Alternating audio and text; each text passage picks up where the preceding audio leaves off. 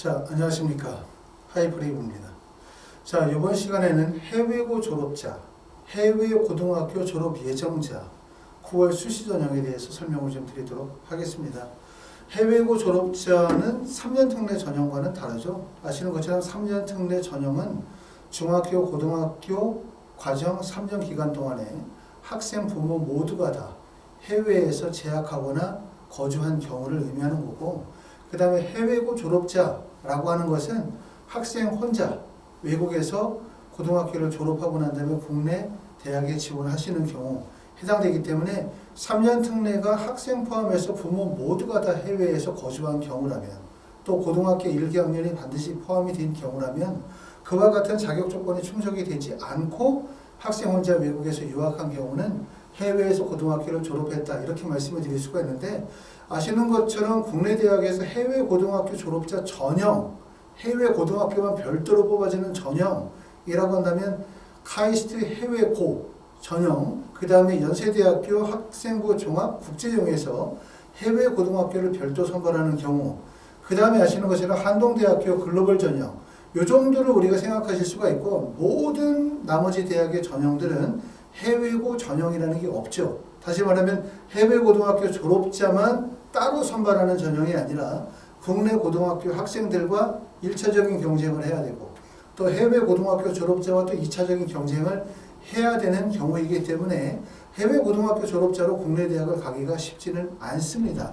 또 해외 고등학교 졸업자로 국내 대학을 가시는 경우들이 대부분 서울의 상위권 대학을 가시려고 하는 거죠. 해외에서 고등학교 졸업하고 국내 대학 간다? 근데 나는 지방에 있는 국립대를 가고 싶다, 지방에 있는 사립대를 가고 싶다, 이게 아니라 대부분 서울의 상위권 대학, 의대나 지대나 약대를 가고 싶다, 이게 되기 때문에 결국은 서울의 상위권 대학이나 의학계열 쪽으로 가려면 국내 고등학교에서도 대부분 내신 성적 1등급, 아무리 안 돼도 2등급 정도는 돼야 갈 수 있기 때문에 그만큼 어렵다, 이렇게 말씀을 드릴 수가 있습니다. 해외 고등학교 졸업자가 국내 대학 가는 게 왜 어렵지? 왜 어렵지? 이 부분을 한번 생각해 보실 필요가 있을 것 같아요. 그래야만 내가 외국에서 취득한 성적이 과연 국내 대학 원서를 쓰게 될 때 어떻게 활용되는지를 아실 수 있을 테니까. 자, 첫 번째, 해외 고등학교 졸업자가 대학 입시에 불리하다, 수시 전형의 원서 지원이 불리하다. 불리한 이유는 뭐냐? 첫 번째는 표준학력 지표의 반영이 제한되기 때문에 그래요. 특히 공인화학 성적 같은 경우 예를 들어 볼까요? 공인화학 성적은 3년 특례 전형은 공인화학 성적, 토플 성적이나 토익 성적이나 또는 JLPT나 HSK 같은 이런 공인화학 성적들이 3년 특례 전형은 모두 반영이 됩니다. 하지만 해외에서 고등학교 졸업하고 국내 대학 원서를 쓸 때 어학특기자 전형이라고 하는 이화여대 어학특기자 전형이나 국민대학교 어학특기자 전형을 제외한 모든 대학에서는 공인화학 성적을 제출하지 않습니다.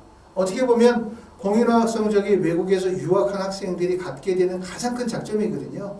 내가 미국에서 4년을 공부했다, 뉴질랜드에서 3년을 공부했다, 중국에서 2년을 공부했다, 3년을 공부했다라고 한다면 해당 나라의 공인화학 성적의 자격증을 취득하고 이를 통해서 국내 대학을 가는 폭이 있어야 되는데, 예전에 비해서 어학특기자 전형이 많이 폐지가 되어지고 축소되고, 또 공인화학 성적이 제출되는 대학이 어학특기자 전형 외에는 없기 때문에 결국 공인화학 성적이 제출되지 못한다는 점, 가장 큰 약점이라고 볼 수가 있고요. 수학이나 과학, 외국 교과 관련 교배 수상 서류는 제출할 수가 없습니다. 국내 대학 입시는 아시는 것처럼 2024학년도가 되어지면서 학생부가 변경이 돼요. 변경사항. 학생부가 변경이 이루어지는데 그 변경사항의 가장 핵심은, 다시 말하면 출처를 알 수 없는, 신뢰할 수 없는 교배 활동들을 인정하지 못한다. 대부분 교내 활동 중심이고, 그리고 그것이 공정성을 강화할 수 있는 내용이어야 한다라는 주의이기 때문에, 특히 해외에서 고등학교를 졸업하신 분 같은 경우는 봉사활동이다, 각종 국제대회다, 여러 가지 활동들이, 교회 활동들이 많이 쌓을 수 있는데, 보시는 것처럼 교회 활동 대부분 대입에 미반영돼, 공인화학 성적 대입에 미반영돼라고 하니까 사실은 낼 만한 서류가 별로 없는 거예요. 자, 고교 입학 이전 및 졸업 이후에 취득한 교과 및 비교과에 대해서는 대부분 미인정합니다. 고등학교 졸업하고 난 다음에 취득한 SAT 점수, AP 성적, 공인화학 성적을 대입에 미반영하는 학교들이 많아요.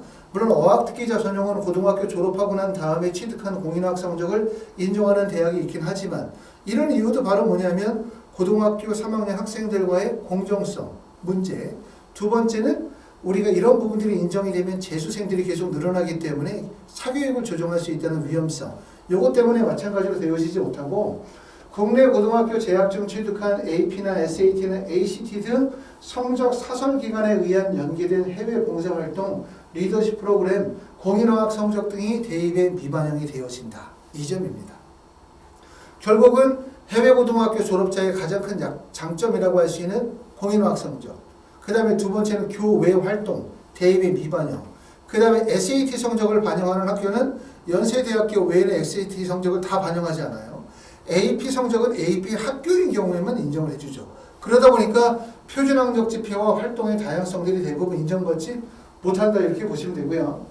두 번째, 학생부 대체서식이라는 걸 씁니다. 해외 고등학교 졸업자는. 왜냐하면 국내 학교생활기록부에서는 출결 봉사도 나와 있고 교과 성적도 있고 자율활동, 진로활동, 동아리활동, 세번운영비 특기사항, 행동특성 및 종합의견 등 다양한 기재 항목들이 있어요. 하지만 외국의 성적표는 나라들마다 고등학교들마다 차이가 있지만 국내 고등학교와는 다른 성적체계를 가지고 있고 성적표가 다르다 보니까 평가하기가 어렵죠. 그러다 보니까 국내 고등학교에서 참 외국에서 고등학교를 졸업하고 국내 대학에 원서를 쓸 때는 학생부 대체서식이라는 걸 쓰게 하는데 이 학생부 대체서식에는 동아리 활동, 그 다음에 봉사활동, 수상경력이나 리더십과 관련이 되어진 내용들을 기재하실 수가 있습니다. 참 중요한 건 기재하기 위해서는 증빙 서류가 있어야 돼요. 반드시. 고등학교장이 각인을 한, 사인을 하고 도장을 찍은 증빙 서류가 꼭 있어야 된다는 점. 그렇기 때문에 9월에 해외고등학교 졸업자의 자격으로 원서를 쓰시려고 하시는 분들은 학생부 대체서식에 들어갈 수 있는 수상경력, 동아리 활동, 봉사활동, 리더십과 관련이 되어진 증빙 서류를 준비하셔야 됩니다. 아셨죠? 자, 그리고 두 번째는 증빙 서류를 준비하는 것도 쉽지 않아요. 외국에 있는 고등학교가 국내 고등학교만큼 입시를 잘 알거나 적극적으로 대응하는 게 아니다 보니까 첫 번째는 증빙 서류 발급받기가 어려운 학교들도 많아요. 또 학교에서 그런 증빙 서류를 발급 안 해주는 학교들도 많고 동아리 활동도 국내처럼 공동아리 활동이 다양한 것이 아니라 외국 같은 경우는 동아리 활동 자체가 사실 별로 없다 보니까 이와 같은 내용들을 증빙 서류를 준비하기도 어렵고 발급받기도 어렵고 이런 점이 어려운 점이라고 말씀드릴 수 있고 또 실제 발급을 받는다 하더라도 동아리 활동이다, 봉사활동이다, 수상경력이다, 리더십이라고 하는 것이 학생의 전체적인 스펙을 매우 끌어올릴 수 있는 학업에 큰 도움이 되는 지표는 사실 별로 못해요. 그러니까 다시 말하면 학업 외적인 기타 요소로서의 하나의 요소일 뿐이지 그게 전체적으로 합분을 결정할 수 있을 만큼의 요소가 되어지지는 못한다 라고 말씀을 드릴 수가 있고 하지만 학생부 대체서식은 어쨌든 간에 그 영향력이 크지 않다 하더라도 중요하기 때문에 고등학교 현재 재학 중이신 분들 또는 졸업하신 분들 9월에 원서를 쓰시려고 한다면 학생부 대체서식에 들어갈 수 있는 동아리, 봉사, 수상경력, 리더십과 관련된 증빙 서류를 지금 준비하셔야 됩니다.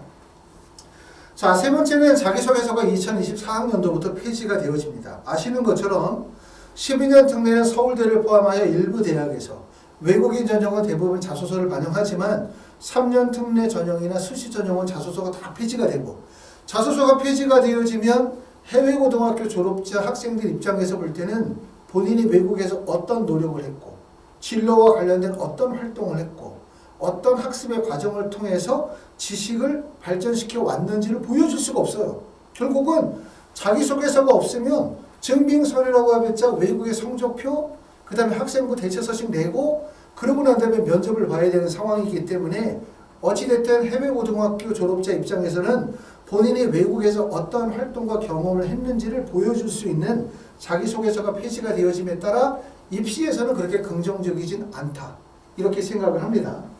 자, 네 번째는 대학별 면접고사에 어려움이 있어요. 면접고사도 제출서류 기반으로 면접을 보는 학교들도 있고 논술형 면접을 보는 학교들도 있고 또 면접의 준비 시간이라든가 또 외국에서 오랜 기간 체류하거나 재학한 경우에는 한국어 구사에 어려움이 있으신 분들도 계시다 보니까 면접도 어떻게 보면 하나의 어려운 점이고요.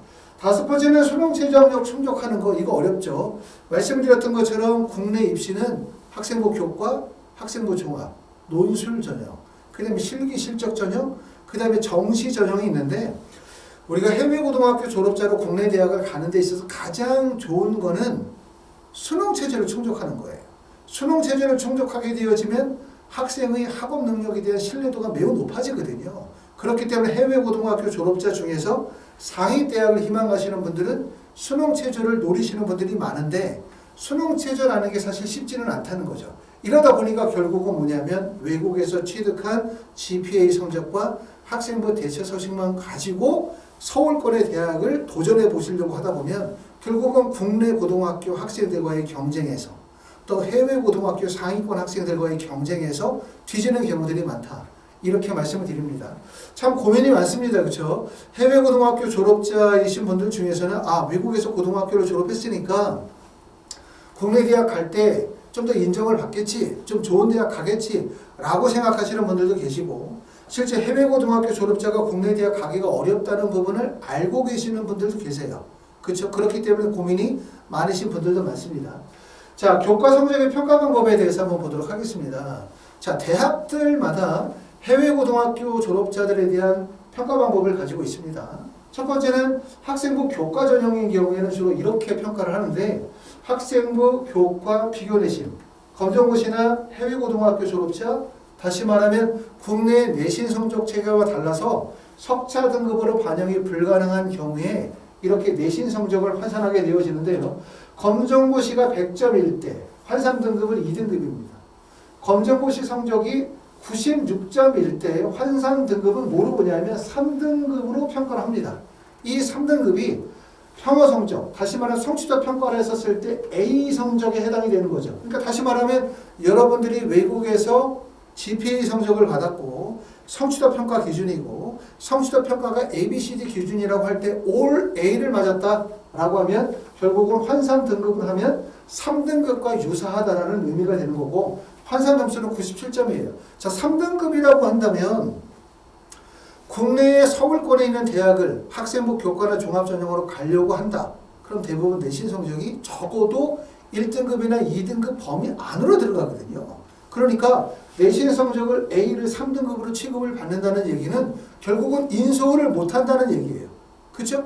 하지만 여기서의 3이라는 개념을 3등급이다 이렇게 보는 개념보다는 A라는 성적은 뭐로 본다? 3등급과 2등급 또는 1등급의 범주 안으로 들어간다고 고려하시면 돼요. 다시 말하면 A라는 성취도 평가는 검정고시 성적으로 하면 96점이면 3등급이지만 그 기타 요소들, 다시 말하면 학생부 대체 서식이라든가 학교 프로파일이라든가 아니면 학생의 여러 가지 학업적 역량이라든가 교과 이수에 따라서는 긍정적으로 평가되어지면 1등급까지도 평가되어질 수 있다. 다시 말하면 1등급과 3등급의 범위 안에 들어간다. 이렇게 말씀을 드릴 수가 있고 조금 더 냉철하게 말씀을 드리면 외국에서 취득한 성적을 국내 고등학교의 내신 성적과 적용을 하게 되어질 때 성적 체계가 다르기 때문에 인정받지 못한다. 이렇게 보시는 게 더 좋습니다. 두 번째는 비교 내신을 적용하는 경우 논술 같은 경우에 이렇게 진행을 해요. 비교 내신 적용 대상 논술고사 취득 성적에 의해서 등급별 비교 내신을 적용하는 경우인데 첫 번째는 뭐냐면 해외 고등학교 졸업자, 그 다음에 고등학교 졸업 학력 검정고시 출신자인 경우에 해외 고등학교 졸업자나 검정고시 출신자인 경우에는 비교 내신을 적용한다는 얘기입니다. 비교 내신을 적용하신다는 얘기는 예를 들어서 논술 전형에서 논술을 70%를 반영하고 그 다음에 학생부를 30%를 반영한다. 이럴 때 국내 고등학교 학생들은 이 30%를 학생부 교과를 반영한다면 해외 고등학교 졸업자인 경우에는 학생부를 반영하지 않고 결국 어떻게 반영한다? 논술고사 100%로 반영한다는 뜻입니다. 다시 말하면 논술고사 취득 성적에 의해 등급별 비교 내신을 적용한다는 뜻이죠. 결국은 뭐냐면 외국에서 취득한 성적이 국내의 내신 체계와 다르기 때문에 성적 체계를 인정하기가 어렵다. 그렇기 때문에 결국은 성적 무시하고 논술고사 100%를 뽑는다. 이런 의미고 그리고 A등급이라고 하면 대략적으로 3등급 정도로 추정하고 기타 요소에 따라서 평가하겠다. 이렇게 볼 수가 있습니다. 그러니까 그만큼 아까 말씀드렸었던 것처럼 외국에서 취득한 성적이 우리 애는 올 A 등급이야. 공부 되게 잘했어. 성적 되게 좋아. 이렇게 말씀하시는 분들 계시거든요. 뭐 외국에서 공부 열심히 해가지고 성적이 좋은 게 나쁜 건 절대로 될 수가 없어요. 당연히 좋은 성적이고 또 국내도 공부하기 어렵지만 외국에서도 사실 얼마나 고생을 많이 하셨겠습니까? 외국에 나가서 또 언어도 배워야지, 그 나라 공부 열심히 따라가야지 하니까 공부하기 어려웠고, 그런 과정에서 올 A를 맞았다, 매우 훌륭하다라고 하지만 말씀을 드리는 것처럼 국내와 성적 체계가 다르기 때문에 외국에서 성적을 그대로 인정받지 못한다. 이게 단점인 거죠. 그러니까 해외 고등학교 졸업자의 단점이 뭐야? 아까 얘기했던 것처럼 표준학력 지표가 인정을 못 받는다는 거, 공인학업 성적 제출이 안 된다는 점, GPA 성적에 대해서도 인정을 제대로 못 받는다는 점이에요. 그렇기 때문에 해외 고등학교 졸업자가 국내 대학을 가게 되었을 때 어려운 점이 많고, 그러므로 신중하게 본인이 가지고 있는 학업적 역량과 활동에 대해서 객관적으로 잘 분석해서 대학과 학과를 결정하는 게 무엇보다 중요하다라고 말씀드립니다. 자, 국내에 한번 2024학년도에 모집 인원, 전형명 모집 인원을 한번 살펴보도록 하겠습니다. 자, 국내 대학에서 선발 인원은 2024학년도에는 34만 4,296명을 선발하게 되고요. 그리고 정시에서 선발하는 인원이 지금 보시는 것처럼 7만 2,264명, 비율로는 21%고, 수시에서 선발하는 인원이 27만 2,032명으로 79%.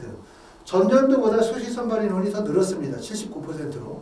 이 중에서 학생부 교과가 44.8, 학생부 종합이 23, 논술이 3.3, 실기 실적이 8.1%인데 이거는 전국에 있는 모든 대학을 기준으로 삼았을 때고, 우리가 대부분 가고 싶은 대학은 서울 수도권이기 때문에 서울 수도권 중심으로 보게 되어지면 학생부 종합전형의 선발 비율이 가장 큽니다. 29.5%. 이게 보통 대부분 해외 고등학교 졸업자들이 지원하고자 하는 데가 여기 바로 학생부 종합전형이고요. 29.5%, 학생부 교과가 20.9%, 논술 전형이 7.3, 실기 실적이 8.5, 수능이 33.7%의 선발 비율을 보여주고 있기 때문에 비율적으로 가장 많은 건 학생부 종합전형, 수능 전형의 선발 비율이 많습니다. 자, 전형별 특징을 한번 보도록 하겠습니다. 학생부 종합전형이 우리가 해외 고등학교 졸업자들이 대부분 원서 지원을 많이 하는 전형이 학생부 종합전형이죠. 학생부 종합전형은 서류평가 100%, 서류라고 한다면 학교 성적표, 그렇죠. 두 번째는 학생부 대체 소식을 가지고 서류평가하고, 자기소개서는 올해부터 폐지가 되어졌으니까 필요 없고요. 하고 난 다음에 2단계에서 면접으로 합격과 불합격을 결정을 내리는 전형이고, 수능 체제를 반영하는 대학도 있고 수능 체제를 반영하지 않는 대학도 있어요. 수능 체제라고 한다면 아시는 것처럼 우리가 수능 시험을 보는 게 국어, 수학, 그 다음에 영어, 4개 영역이죠. 그 다음에 사탐이나 과학탐구, 이거죠, 그렇죠? 이렇게 4개 영역이라고 말씀을 드릴 수가 있습니다. 자, 수능 체제로 어떤 대학은 3개 영역의 등급합이 5, 다시 말하면 4개의 과목 중에서 3개 과목 등급합이 5가 되면 된다. 다시 말하면 수학이 만약에 3등급을 맞았다. 그러면 영어가 몇 등급을 맞으면 됩니까? 1등급. 그 다음에 국어가 만약에 1등급. 그럼 이렇게 되면 합이 5가 되는 거죠. 이런 거는 수능 최저 영역 기준이라고 말씀을 드렸는데, 수능 최저는 되게 의미가 커요. 어떤 의미가 있냐면 수능 최저를 통과했다 라고 하는 건 뭐냐면 국내 고등학교 학생들과 같이 동등하게 평가했었을 때 학업적 능력을 인정을 받는다는 얘기고, 한국의 대학에서 수학할 수 있는 학업적 능력을 충분히 갖추고 있다라는 의미이기 때문에 사실 수능 체제를 충족하게 되어지면 해외 고등학교 졸업자의 장점이 배가 된다, 이렇게 말씀을 드릴 수가 있습니다. 자, 학생부 교과 전형입니다. 학생부 교과 전형은 대부분 교과 성적 100%인데 수능 체제를 반영하는 대학들이 대부분 대학이에요. 그 다음에 교과 전형은 말씀을 드렸던 것처럼 우리가 GPA 성적을 국내 내신으로 환산하면 3등급. 서울권에 있는 대학을 교과 성적으로 하려면 대부분 내신 성적이 1등급이나 2등급. 그렇기 때문에 다시 말하면 외국에서 수학한 학생이 교과 전형으로 국내 대학의 교과 전형의 원서를 쓰면 상위권 대학은 내신이 다 못 미친다는 얘기예요. 간단히 말하면. 그렇기 때문에 일부 대학 수능 체제가 없는 전형에서 원서를 쓸 수가 있고, 논술 전형 같은 경우도 유리한 전형에 해당되죠. 특히 논술 전형은 수능 체제가 미반영이 되어지는 대학들이 많습니다.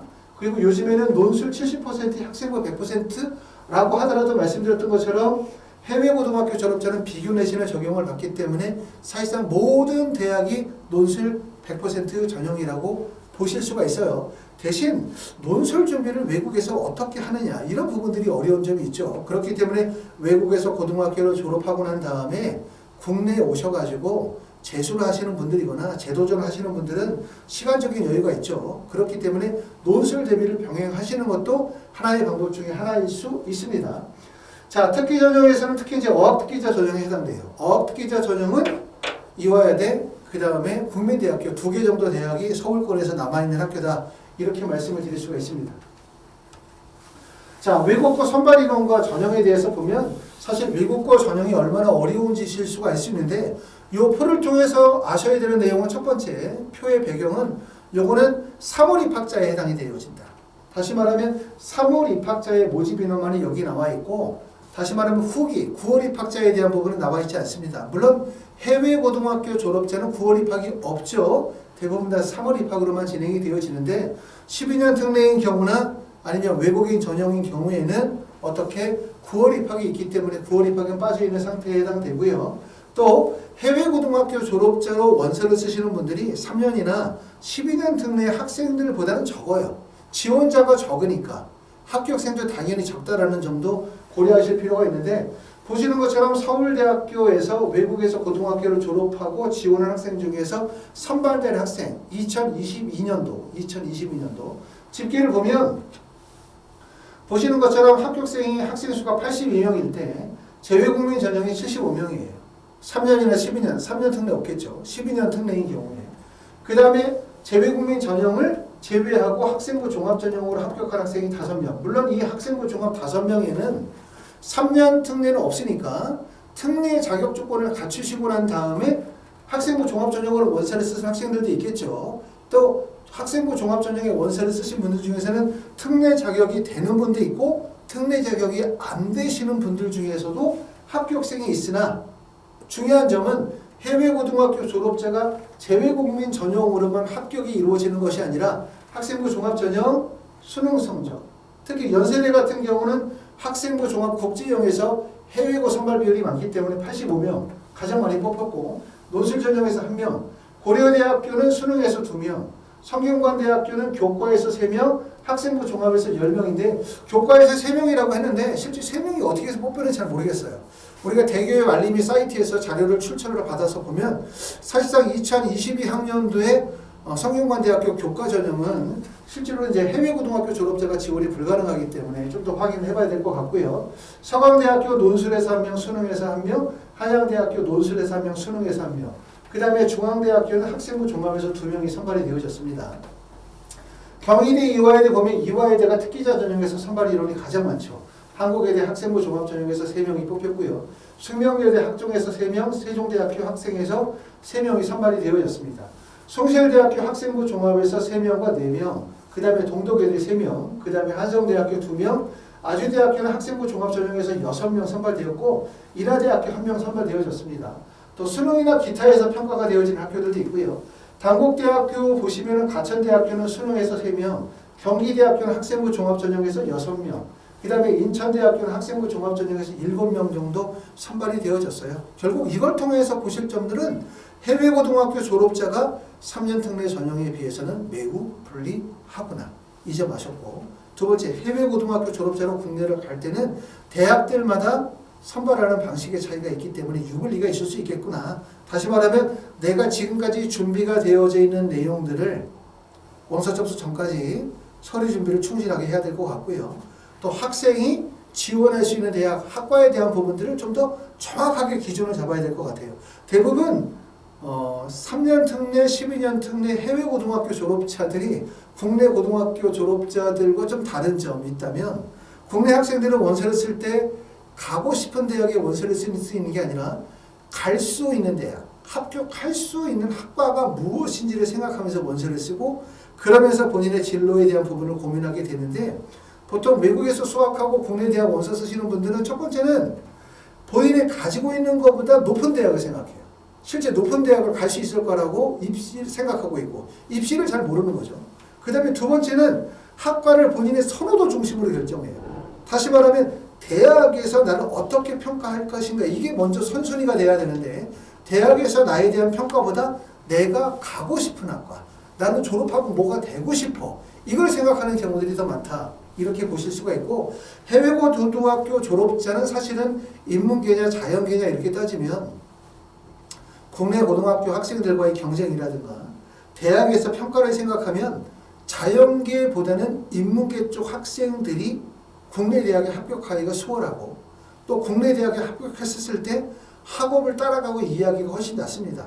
보통 외국에서 고등학교를 졸업하거나 또는 3년 특례 전형으로 해서 국내 대학 입학하시는 분들 중에 가장 어려움을 겪는 분들이 자연계열 쪽의 학과에 입학하신 분들이에요. 화학과, 수학과, 기계공학, 전기공학과에 입학을 하면 국내 고등학교 학생들과의 학력 차이나 교과 과정의 이해 차이로 인해서 수업을 따라가기가 어려우신 분들이 많습니다. 그렇기 때문에 특히 문과 쪽으로 원서를 쓰는 경우 문제없고 그 다음에 두 번째는 의학이나 보건 계열 쪽 이런 쪽도 문제없어요. 예체능 계열도 적응하는데 문제가 없어요. 하지만 자연공학 쪽이 적응하는 좀 어려운 점이 있다는 점, 이 점을 좀 참고하시기 바랍니다. 자, 대학별 분석을 통해서 하나씩 설명을 드리도록 하겠습니다. 첫 번째는 많은 분들이 생각하는 대학이 사실은 연세대학교 국제형이죠. 연세대학교 국제형은 보시는 것처럼 국내 고등학교 졸업자 뿐만 아니라 해외에서 고등학교 졸업한 자가 있고 여기서 보면 해외 고등학교 졸업자와 검정고시의 모집 인원이 분할이 되어져 있어요. 이렇다는 얘기는 결국은 해외고 학생들끼리의 경쟁이다. 그만큼 유리하다. 이렇게 보기 때문에 해외고 학생들은 누구나 다 어디를 생각한다? 연세대학교 국제형을 생각합니다. 면접일자는 11월 26일 수능 이후에 면접을 보도록 하고요. 성적증명서, 비교과 활동 기록표 이게 학생부 대체 서식이고 자기소개서는 반영이 되어지지 않고요. 면접은 재시문 기반의 면접이며 국제형이 하나요. 영어로 출제가 되어질 수 있는데 영어는 그렇게 지문이 난이도가 높지는 않습니다. 국내 고등학교 학생은 수능 최저 학력 기준이 적용이 되어지고 모집 인원이 보시는 것처럼 86명 정도 모집 인원을 선발하고 있습니다. 자, 연세대학교 국제형이 좀 어려운 점은 바로 뭐냐면 지금 보시는 것처럼 공인어학 성적 제출이 되지 않고요. 수학이나 과학, 외국어 교과에 대한 수상실적인 기재가 금지가 되어지고 표준학력 지표는 해당 고교 재학기간 내에 취득한 성적만이 인정이 되죠. 고등학교 졸업하고 난 다음에 취득한 성적은 반영이 되어지지 않습니다. 그리고 국제형은 SAT 점수가 반영이 되어지는 유일한 대학이에요. 그래서 국제형에서는 SAT와 AP 성적이 반영이 되어진다. 서울대학교는 SAT 반영이 안 되고요. 연세대학교는 보시는 것처럼 교과 과정에서 AP를 했다면 SAT도 반영이 가능하다. 하지만 AP 학교가 아니라면 SAT 점수를 반영해 주지 않는다는 얘기입니다. 성균관대학교도 AP를 반영이 되지만 SAT는 기재가 불가능하고 경희대학교도 SAT는 반영하지 않습니다. 대부분의 대학들이 교과 과정 내에 AP 과정이 있으면 AP는 대부분 다 인정을 해줍니다. 이러다 보니까 결국은 어떻게 되냐. 연세대학교 국제형의 원서를 쓰시는 분들은 첫 번째 7월에 3년 특례 전형으로 원서 지원하신 분들 중에서 하나나 두 개의 카드를 남겨두었다가 9월에 연세대학교 국제형에 도전하시는 분들이 많아요. 그러다 보니까 근본적으로 연세대학교 국제형은 뭐가 갖추고 있어야 된다? SAT 점수나 AP 점수와 같은 표준학력 지표를 반드시 갖추셔야 돼요. 거의 모든 분들이. 그리고 최하 아무리 했는데도 SAT 점수가 1500점 이상 정도의 스코어는 나와야 된다. 이렇게 보실 수가 있기 때문에 만약에 내가 표준학력 지표를 갖추고 있지 못하다. 나는 GPA 성적밖에 없다. 학교에서 수상한 내용밖에 없다. 라고 한다면 연세대학교 국제형은 원서 지원이 약간 부적절하다. 이렇게 생각이 되어집니다. 두 번째는 연세대학교 활동우수형이라는 전형이 있습니다.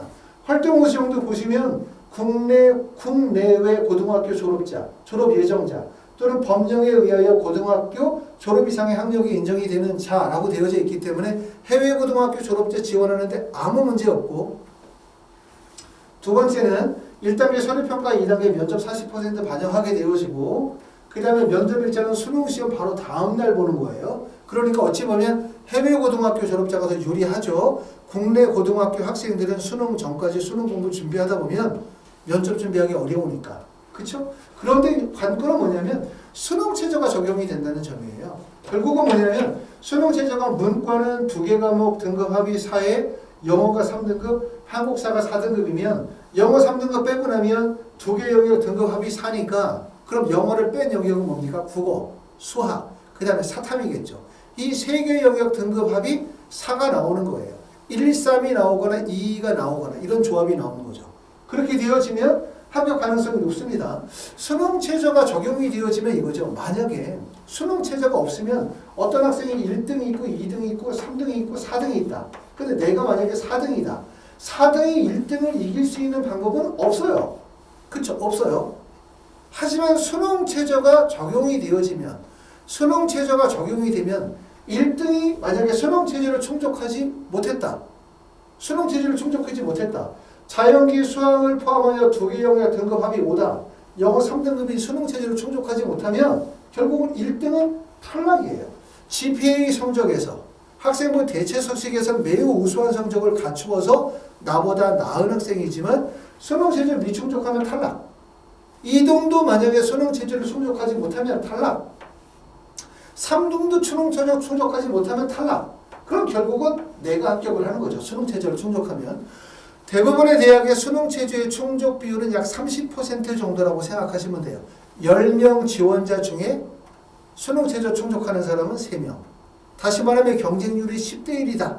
라고 하면 경쟁률은 실질 경쟁률은 3대 1밖에 되지 못하는 거예요. 그렇기 때문에 수능 체제를 충족하게 되어진다면 합격 가능성이 매우 높다는 거예요. 내가 만약에 표준학력 지표에 우수성이 있다. 활동에 우수성이 있다. 교과 성적 매우 우수하다라고 하면 수능 최저가 없는 전형으로 연세대학교 국제영예 원서를 쓰겠죠. 하지만 내가 표준학력 지표가 없거나 활동이나 교과 성적의 우수성이나 다양성이 부족하다고 생각하면 수능 체제를 충족하고 대학을 가는 방법, 매우 유리한 방법이라고 말씀을 드릴 수가 있습니다. 자, 이화여대 특기자 전형 보도록 하겠습니다. 이화여대 특기자는 연세대학교 못지않게 이화여대가 해외고등학교 졸업자가 합격하는 원서 지원을 많이 하는 대학이죠. 이화여대는 어학특기자 전형이 문제는 전년도에는 45명을 선발했는데 올해 모집 인원이 대폭 줄었어요. 16명. 그러니까 사실은 이화여대 합격하는 학생들이 대부분 어학특기자 전형이거든요. 그런데 보시는 것처럼 거의 3분의 1로 줄었기 때문에 모집 인원이 준 만큼 불리해졌다고 보실 수가 있고요.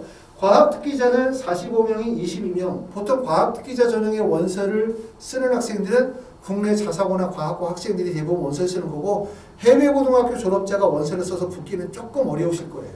그 다음에 국제형 특기자 전형이 54명인데 이게 바로 이제 어학 능력을 기반으로 삼기 때문에 해외고등학교 졸업자 학생들이 많이 쓰게 되고 결론적으로 어학 특기자 전형, 국제학 특기자 전형이 해외 고등학교 졸업자 학생들이 원서를 쓰는 지점이라고 말씀을 드릴 수가 있습니다.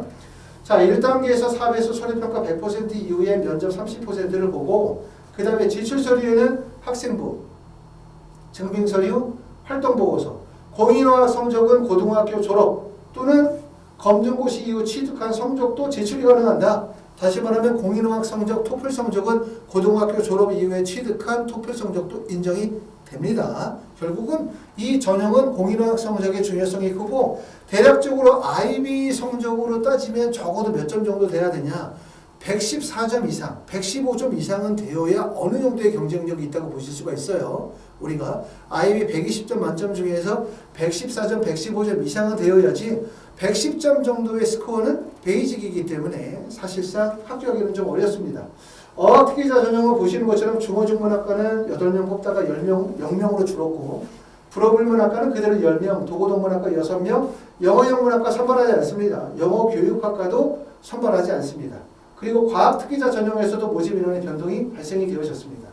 그 다음에 중요한 학교가 아까 말씀드렸던 것처럼 이화여대학교 어학특기 전형이나 국제학 특기자 전형과는 공인어학 성적을 반드시 갖춰야 되는 경우예요. 하지만 내가 공인어학 성적이 115점 이상의 하이스코어가 아니다 라고 생각하면 이화여대 미래인재 전형을 지원합시다. 이화여대 미래인재 전형은 서류평가 100%로 선발하게 되어지고 그 다음에 수능 최저가 있습니다. 수능 최저. 아까 말씀드렸던 것처럼 연세대학교 활동우수형 그 다음에 이화여대학교 미래인재 전형이 수능 최저가 있고 수능 최저가 3개 영역 등급 합이 6개 탐구가 한 과목이에요. 다시 말하면 2과목 할 필요 없이 하나만. 그러면 영어 우리가 하는 거 영어 그 다음에 탐구 하나 국어 하나 이렇게 하자 이거예요. 그럼 영어 1등급 맞고 그럼 두 개의 영역에서 몇 맞으면 됩니까? 5를 맞으면 되는 거죠. 5. 그러니까 수능 체제를 충족할 수 있겠죠. 이거는. 이렇게 해서 수능 체제를 충족한다면 인문이나 자연이나 의학계열, 의학계열은 4개 영역 등급합이고 약대 같은 경우도 원서 지원이 가능하고 보시는 것처럼 이화여대 경제학과에 원서를 썼다. 22명의 모집 인원의 경쟁률이 6.5. 높지 않죠. 그 다음에 충원율이 21명. 교과 성적이 2.5에서 2.9 정도 되면 내신 성적이 낮은 거예요. 왜 이렇게 내신 성적이 낮냐? 수능 체제가 있기 때문에 그래요. 실제 이화여대 미래인재 전형은 이렇게도 말하거든요. 수능 체제가 충족하면 합격할 수 있다. 이렇게 말씀을 드리죠. 그래서 외국에 나갔다가 국내 대학으로 들어오시려고 하시는 분들, 현재 외국에서 재학하고 계시거나 또는 외국에서 고등학교를 졸업하고 난 다음에 9월에 수시 원서를 준비하시거나 또 외국에 유학을 가시려고 하시는 분들에게 꼭 이런 말씀을 드리고 싶어요. 가장 신뢰할 수 있는 지표, 학생의 학업적 우수성을 입증할 수 있는 지표는 수능이다. 수능 체제를 충족하는 것이 가장 중요하다. 우리가 IB 같은 경우도 IB 디플로마도 매우 높은 학력 지표를 보여주고 있지만 IB 디플로마 시험을 보는 학생이 한 17만 명밖에 되지 않아요. 수능 시험을 보는 학생이 46만 명이고 작년에 수능 시험을 봐서 만점을 맞은 학생이 불과 3명밖에 나오지 않았다는 거죠. 그만큼 한국에서는 수능이라는 게 영향력이 매우 크고 수능 체제를 갖추었다는 것은 그만큼 학업적인 능력을 입증받는 얘기이기 때문에 국내 대학을 가실 때는 수능 체제를 충족하는 게 매우 중요하다고 말씀을 드리고 그렇게 된다면 외국에서 활동하고 외국에서 공부하면서 쌓았던 학업과 경험 거기에다가 수능 체제를 충족하게 되어지면 플러스 장점이 되는 거예요. 아시겠죠? 예. 그렇기 때문에 수능 체제가 있는 연세대학교 이화여대 미래인재 전형 같은 경우에 원서 지원하셔라 이렇게 말씀을 드리고 싶습니다. 다음으로는 국민대학교 어학특기자 전형이 있죠. 국민대학교 어학특기자 전형은 1단계에서 8배수 어학성적으로 100% 선발하고 난 이후에 2단계에서 1단계 20%에 면접 50% 교과 성적 30%를 반영합니다. 아까 말씀드렸던 것처럼 교과 성적은 사실상 비교 내신을 적용하거나 아니면 고등학교 내신 등급을 환산해서 적용하기 때문에 사실은 어학특기자 전형 해외 고등학교 졸업자는 교과 성적이 뭐 전혀 중요하지 않다라고 말씀을 드릴 수는 없지만 결국은 뭐가 중요하다고 말씀을 드릴 수가 있냐면 공인어학 성적과 면접의 중요성이 더 크다고 말씀드릴 수 있습니다. 자, 어학 성적을 보니까 영어는 지금 보니까 KMU나 영어 영문학과 같은 경우는 토익 성적이 900점 이상, 토플 IBT는 95점 이상, 탭스는 452점 이 정도 하고요. 영어는 JLPT N1급 정도를 요구하게 되는데 요거는 말씀드리는 얘기는 토플 IBT 95점 이상 맞으면 붙여준다는 뜻이 아닙니다. 이 정도가 최저학력 기준으로 활용이 되어진다는 말씀이고 아무리 안 돼도 토플 IBT 성적은 적어도 아무리 안 돼도 110점 이상은 되어져야만 원서 지원이 가능하고 1단계를 통과할 가능성이 있다. 이렇게 말씀드릴 수가 있습니다. 자, 영어영문학과는 5명 선발해서 4명으로 줄었고요. 그 다음에 KMU, 일어일본학과는 전년도와 동일하게 모집 인원의 변동이 없습니다. 자, 이렇게 해서 이제 해외고등학교 졸업자 국내 수시 원서 지원에 대해서 설명을 좀 드렸습니다. 말씀을 듣고 나니까 좀 마음이 속이 후련하다. 뭔가 좀 이해할 것 같다. 이렇게 말씀하시는 분들도 계실 것 같고 또는 답답하다. 어렵다. 어떻게 대학하지? 이렇게 걱정하시는 분들도 계시겠지만 지금부터 시간이 좀 남아있거든요. 체계적으로 잘 준비하시면 되고 서울의 대학이 하나만 있는 것도 아니고 한 대학에서 모집 인원이 1명만 있는 것도 아니거든요. 잘 준비하고 체계적으로 준비하시게 되어진다면 요번에 9월 수시 전형에서 반드시 원하는 데 합격하실 수 있다라고 생각하고요. 대신 우리가 9월에 가서 그냥 원서 쓰는 거 아니잖아요. 9월에 가서 대학과 학과 결정해서 원서 쓰는 게 아니라 말씀드렸던 것처럼 대학도 결정해야 되고 학과도 결정해야 되고 필요한 서류도 준비해야 되고 그 중간 과정에서 어떤 준비를 하셔야 될지를 결정해야 되기 때문에 조금 더 일찍부터 지원 대학과 관련된 컨설팅을 통해서 체계적으로 준비하시는 게 도움이 될 거라고 생각합니다. 자, 여기까지 하이퍼 리뷰였습니다. 감사합니다.